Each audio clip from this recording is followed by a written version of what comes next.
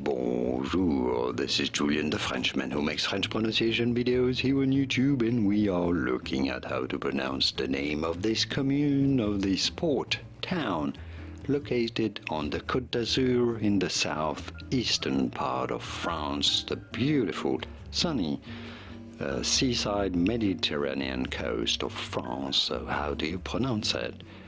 For reference, in France, in French, it is said as Fréjus.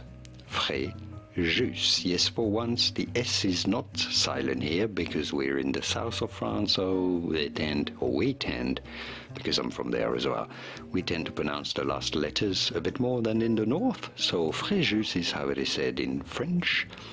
In English it'd be fine to say it as Fréjus. Fréjus. Some people in France may pronounce it as Fréjus. It is correct as well, but in the south it is said as Fréjus. And now you know. Here are more videos on how to pronounce more interesting names of famous places to visit and enjoy around the beautiful country of France. I'll see you there to learn more. Thanks for watching. Merci. Au revoir. Have fun on the Côte d'Azur on the French Riviera. Bye bye.